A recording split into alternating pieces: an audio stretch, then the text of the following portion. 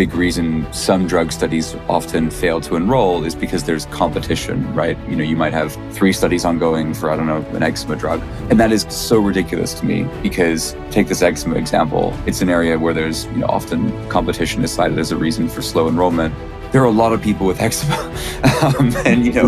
And to say that, oh, my trial's recruiting 200, the other trial's recruiting 150, like that's insane, right? That's only a problem because you're not being creative enough with how you're reaching patients and just going to the same sites.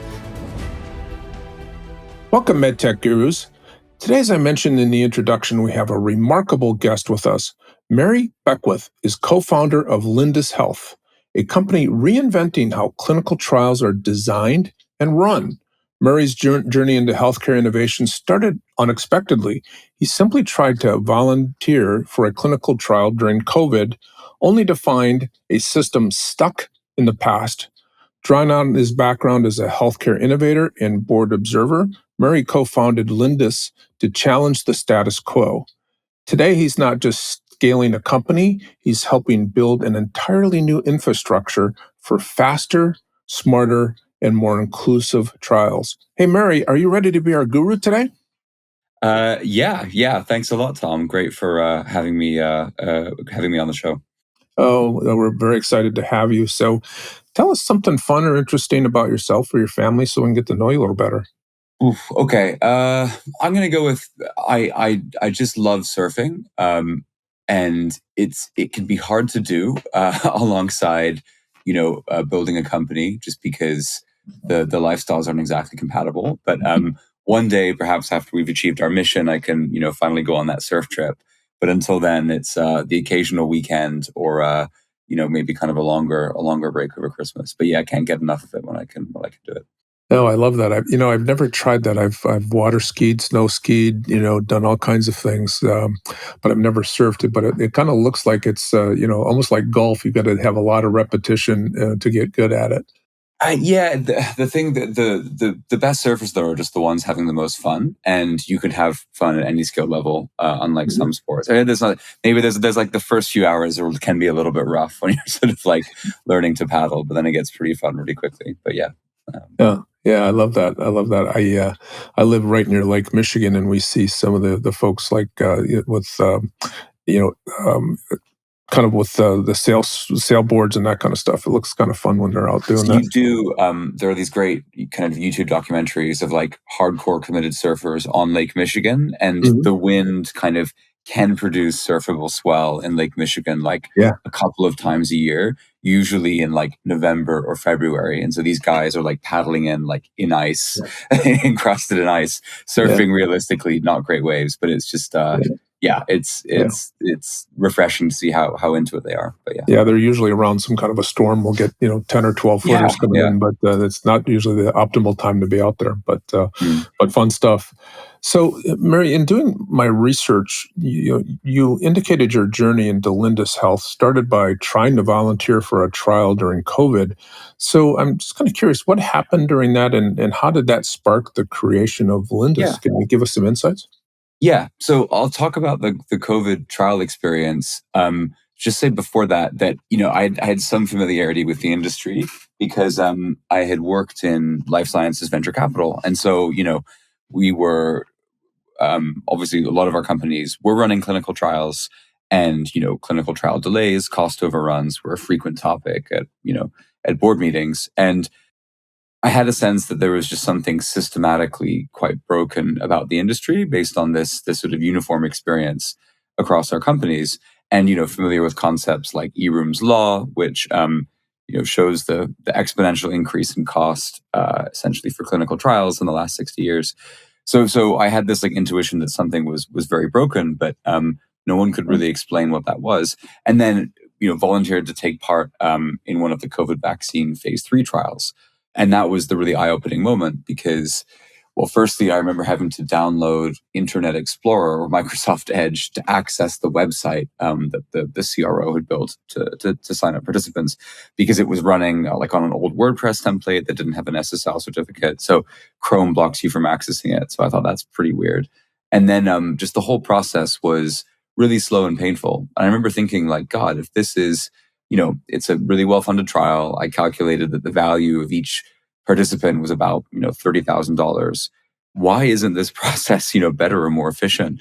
Any company who has customers worth, $30,000 in value would be putting serious effort into making sure, this process was as smooth as possible. And a lot of the time, I started digging deeper and deeper, and it was remarkable that a lot of these problems didn't seem to be regulatory. So, there wasn't a regulation requiring that you go and fill out forms in paper in person. There wasn't a regulation requiring that you be, called 3 separate times to confirm your, I don't know, your date of birth. So, and I began to realize that actually the CRO must be the problem, right? Because they have overall budget, they have sort of operational, like they have control of kind of how the study runs operations wise. And then, the answer seemed to be we could use technology and a different business model to just rethink how CROs operate. So yeah, that was the start of Lindus.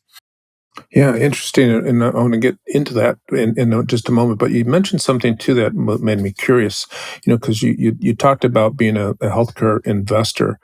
And a lot of our gurus out there are, soon to be entrepreneurs or early stage entrepreneurs. So I'm kind of curious, from that experience as an investor, and being on some of the boards, what were some of the best practices or insights that you picked up in that role that you're now applying as a founder? I would say as an investor, you kind of can and should have a really kind of high level view of everything because, it's frankly not helpful most of the time when investors kind of try and meddle in, operational details of a company. And I think that ability to step back and think like, okay, what are the 2 or 3, most important things this company can achieve this year? And how do we kind of help the company achieve those? That mindset is actually pretty useful for a founder as well. Because I think a lot of founders in early stage companies, they don't, someone told me once, they don't starve, they drown, right? You lose focus, you try and do too many things at once. And you don't sort of get the big calls right. So I think that mindset is pretty helpful. And there's some like tactical stuff on fundraising. Having been an investor, it does make the fundraising journey easier because you have you're lucky to have an inbuilt network, know some of the traps, I guess, or the unwritten rules. So yeah. So that's helpful. And as you were talking about that, I was thinking about the old cliche, of working on your business, not in your business. Is that kind of where you're heading with this? Is try to stay out of the weeds if you can.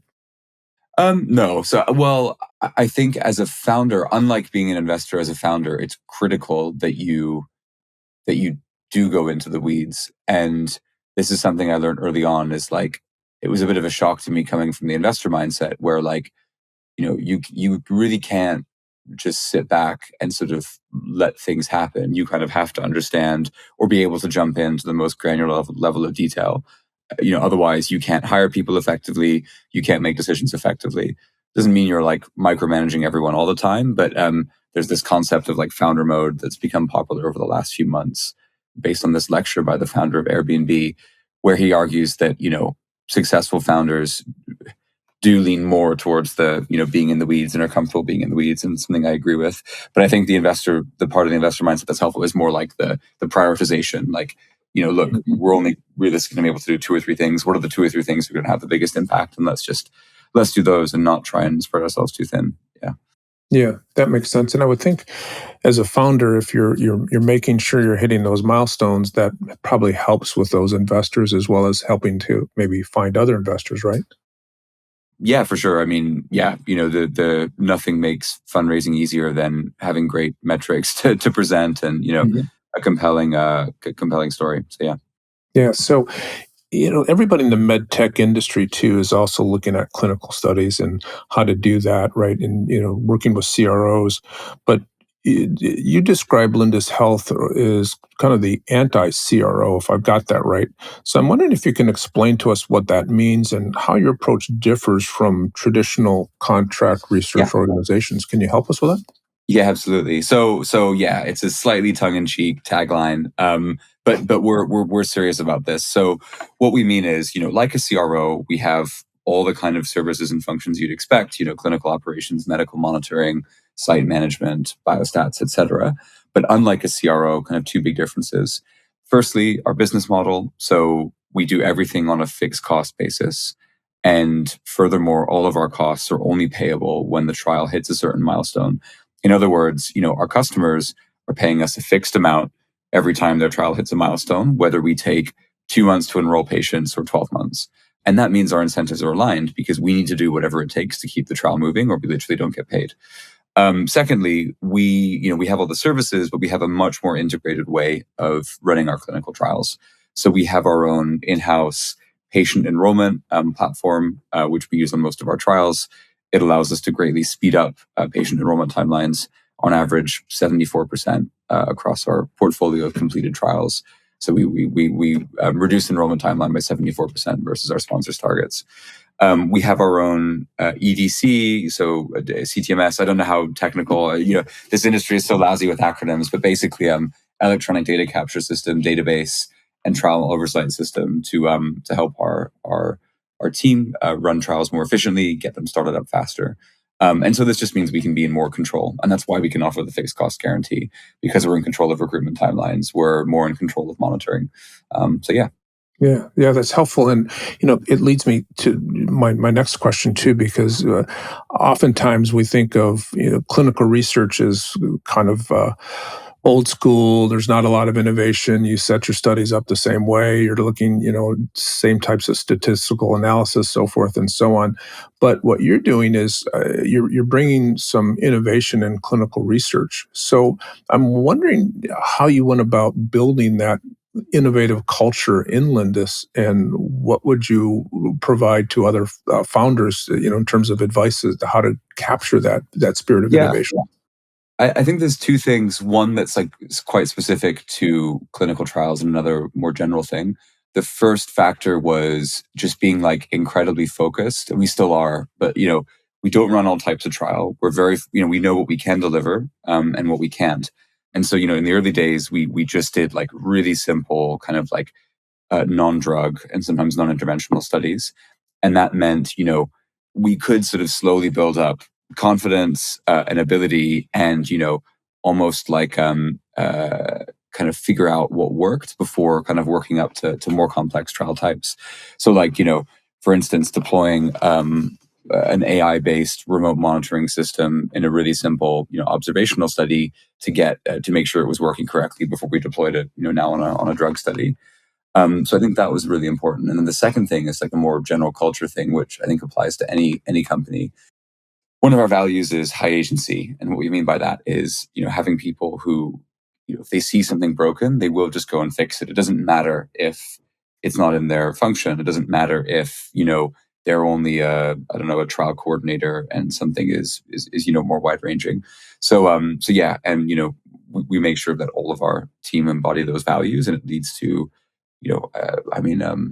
we had I don't know, just as one random example, we have a really cool new way of deploying our study. So basically turning a protocol into a study that's ready to execute, that one of our engineers came up with in his spare time.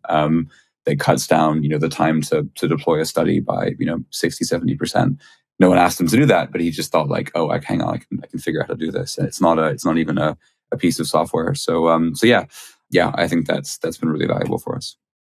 Yeah, I would think too that with that type of an attitude, right, of just if it's broken or you see something, just go fix it, right?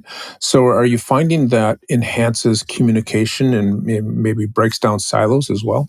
Yeah, definitely. Because you'll have more people working cross functionally. I mean, there's uh, it can maybe feel too fast paced and chaotic for some people, but we still have, I would say, obviously a lot more processes than your average startup, because this is clinical research and things need to be documented. So yeah. Yeah, thank you for that. And you touched on another piece here too, because clinical trials, as we talked about earlier, are really notoriously slow and expensive, right? And you just kind of touched on your engineer who came across this new process. So I'm wondering if we can get a little deeper into here, in the sense of what's broken with research, and what your team is doing to fix it.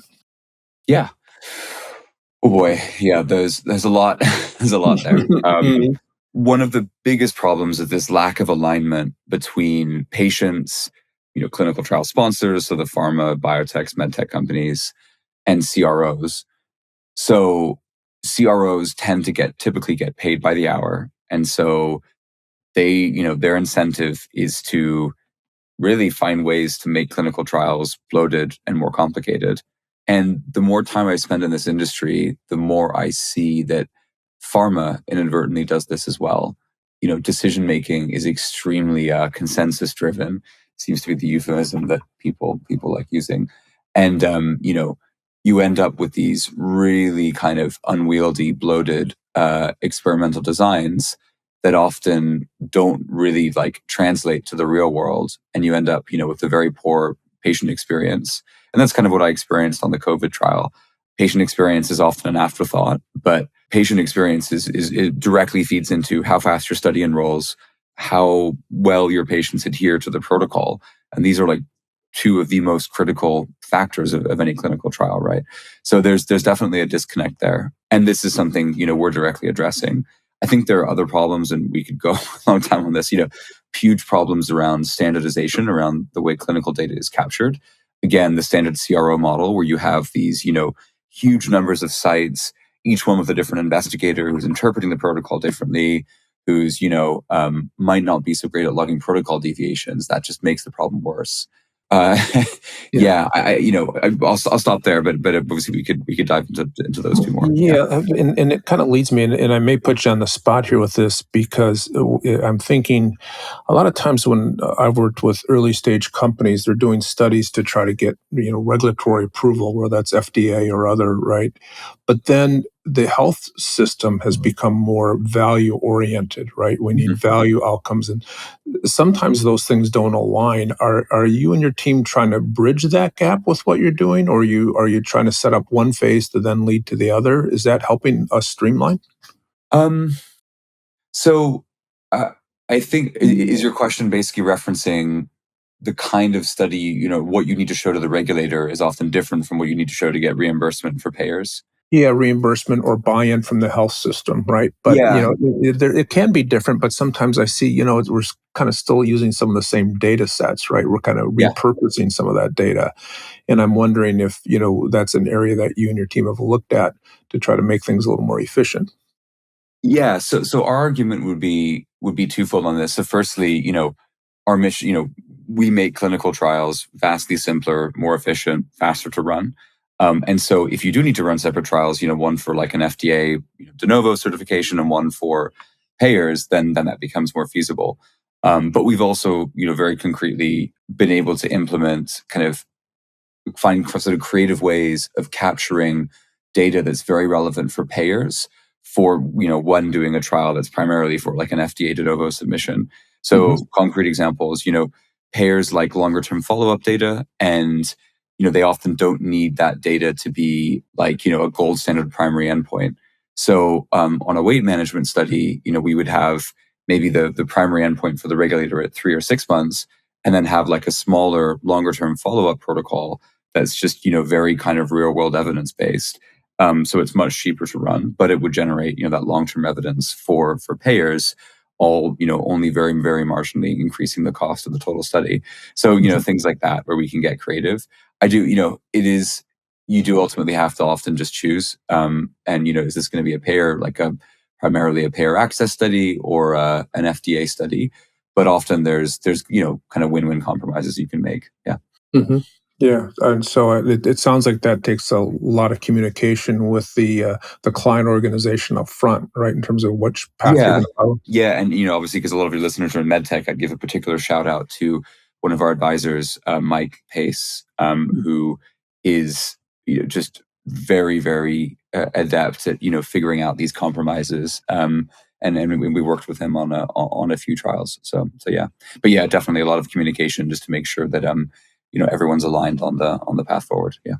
Yeah, yeah, thank you. And as I looked at this as well, it looks like your platform really emphasizes diversity, speed, and transparency in your trial design. And I'm wondering if you can walk us through how the models that you use improve this access and equity in clinical research? Can you provide some insights there? Yeah. So the main tool we have for improving, access is how we do patient recruitment. And this actually talks to your previous question about data that's valuable for payers. Particularly with recent changes to the FDA. Now having a diverse representative sample of participants is mainly a concern for payers, or seems to be mainly a concern for payers. So how we get these samples is, because we're in control of patient recruitment, we're often recruiting, a lot of the patients centrally, i.e., we're not just setting up sites and seeing who walks through the door. We are proactively finding patients either via screening EHRs or via kind of multi-channel patient recruitment campaigns. And this means we can adjust them in real time to ensure we end up with a diverse and representative sample. We're also like your standard kind of classical trial would, go after kind of large trial centers, which tend to be predominantly in, wealthier areas. And this is where a lot of the kind of accessibility issues around clinical trials will come from. Whereas our trials, we can run we do run remote trials. We also run site-based trials. We can work with non-traditional sites, all of which help broaden access, as well as, finding the patient centrally. So you're not just fishing in that same pond that everyone else is fishing in. Yeah. Yeah. I would think that that's a big part of the homework, right? That goes into this, right? Is to making sure that you're not fishing in that same pond over and over, right? Yeah, and I mean it's particularly bad with drug studies, but a big reason some drug studies often fail to enroll is because there's competition, right? You might have 3 studies ongoing for, I don't know, an eczema drug, and that is so ridiculous to me because take this eczema example. It's an area where there's often competition is cited as a reason for slow enrollment.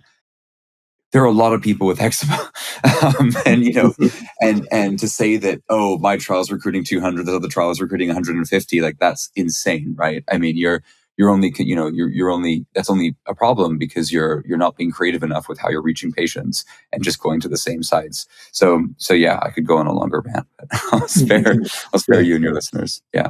Yeah, yeah, I love that. And coming back to the business of Lindus for just a moment, you've seen the industry from multiple angles, as we talked at the top of the show here. So, as an investor, an operator, and a trial participant, I'm wondering, how has that really helped you scale Lindus more effectively? Can you give us some insights there in terms of how that's worked out? Oof, yeah. It's a little bit twee, but I do think the participant experience is quite valuable, and we try and get as many of our team members as possible to do clinical trials. Sometimes they're our own, or sometimes they're others. Because you just, I mean, for instance, I went through like a dummy protocol for one of a really cool trial we're launching, which is a trial actually for a drug product, but it involves a continuous glucose monitor, which I'm wearing now. And I did that because I wanted to, really make sure the patient journey was as optimum as possible. And so, I sat down with all the instructions, read them, thought, how could we make this simpler? Which is maybe a bit unusual, given our company's size. But if you think about it, like if we can reduce the dropout rate during enrollment by 10% or 20%, we've just boosted the enrollment rate for that study by 20%, which has a huge impact. And so I think people overlook how big an impact these seemingly small changes around patient experience can have. Yeah, I love that, right? Because it's just patient experience is really what it's all about at the end of the day, right? In terms of not only the study, but hopefully when the product becomes real. Yeah, exactly. Yeah. So here in MedTech Gurus, we're always interested too in trends and technologies, and what innovators like you are looking at. So in this world right now, I'm wondering, is it digital health or decentralized trials? We're hearing a lot about AI, quantum computing, and what are the technologies that you're following, and how's that going to lead you in the growth of Lindus? Yeah. Well, yeah. So I guess there's two levels to this. One is, we ultimately run trials for other people's products, and those products, uh, make use of often innovative technology. Obviously, AI, huge waves in kind of using AI for diagnostics. Obviously drugs developed with AI. So that's kind of one big area. And then there's sort of the technologies that we use to actually run our clinical trials more efficiently. Of course, AI also a big feature there. We found fantastic uses for creating documents. Now, important to say, we would like never, put anything live that hadn't been reviewed and edited by a human. But AI is actually fantastic at, condensing complex information. So we use it to draft a lot of our patient-facing materials, because drafting something in an extremely clear writing that anyone could understand is surprisingly difficult, and AI is very good at that. We also use AI on the trial platform to do things like real-time monitoring of trial data, which is a huge deal and is something that the industry is totally sleeping on. They rely on very outdated kind of visit-based monitoring. So yeah, that's really exciting, and we're just scratching the surface of what we can do there. That's interesting, that that trial platform, right? Because I'm wondering, as I've talked to other gurus that have been on the show, right? There's always this concern about data integrity, right? And where's the data coming from, and how are we using it, and what's biased in that data?